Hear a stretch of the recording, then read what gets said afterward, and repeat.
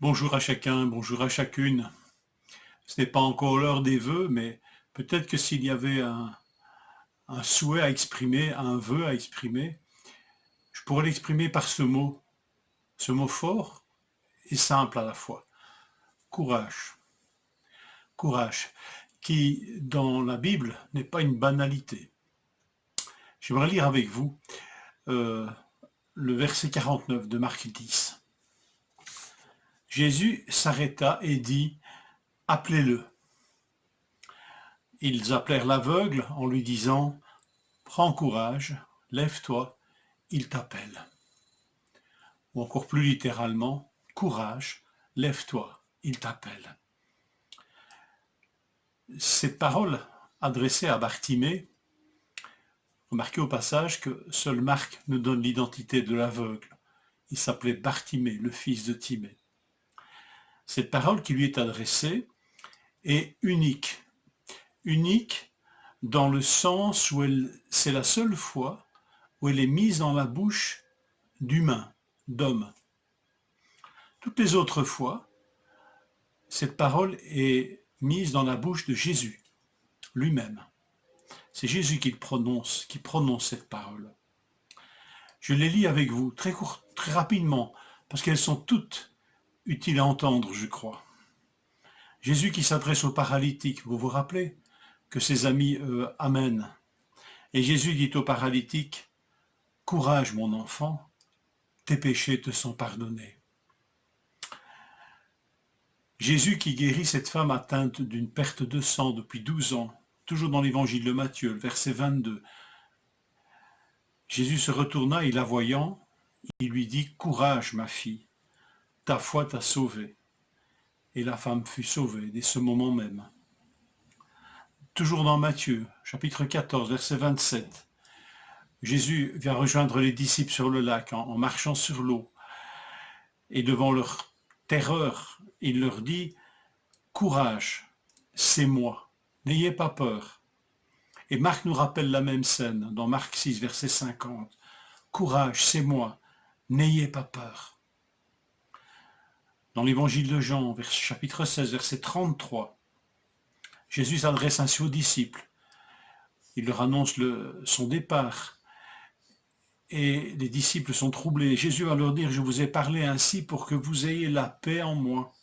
Dans le monde, vous connaissez la détresse.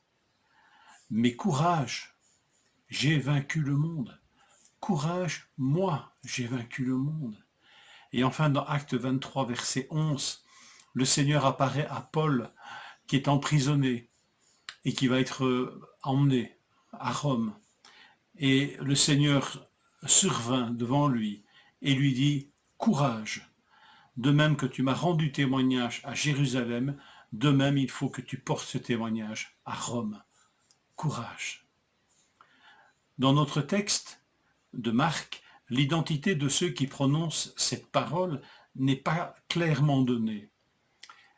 Mais j'ose espérer de tout mon cœur que c'est les disciples qui ont prononcé cette parole. Et j'en suis presque convaincu parce qu'il n'y a qu'un disciple qui puisse prononcer une telle parole. Ils ne se sont pas contentés de dire, vous avez remarqué, il t'appelle, appelez-le. Et puis ils l'appelèrent. Et le texte ne dit pas simplement ça. Ces hommes dirent, courage, lève-toi, il t'appelle. Courage, lève-toi, il t'appelle. Alors, je crois que les disciples commencent à ressembler de plus en plus à leur maître. Eux qui ont souvent entendu cette parole, qui leur a été adressée aussi à eux, et qu'ils ont entendu prononcer par le Seigneur. Courage. Ils commencent à l'adresser à ceux que Dieu les invite à appeler. Vous avez remarqué, c'est le Seigneur qui les a invités. Appelez-le. Et c'est beau ça, nous sommes appelés à appeler les autres et à leur dire, le Seigneur t'appelle. Courage. Alors que le Seigneur nous permette de prononcer de telles paroles dans la fin de cette année, dans le début de l'autre, dans le courant de l'autre, quoi qu'il arrive, que le Seigneur puisse nous utiliser comme des instruments, que nous soyons déjà nous-mêmes les récepteurs, les réceptacles de cette parole où le Seigneur nous encourage et nous dit courage, mais que nous puissions aussi la prononcer à d'autres en leur disant courage, tes péchés te sont pardonnés, courage, ta foi t'a sauvé, courage, n'aie pas peur, c'est lui, c'est Jésus, courage, il a vaincu le monde, courage, il faut que nous portions ce témoignage, cette bonne nouvelle. Courage. Quelle merveilleuse parole. Que le Seigneur vous encourage et vous bénisse.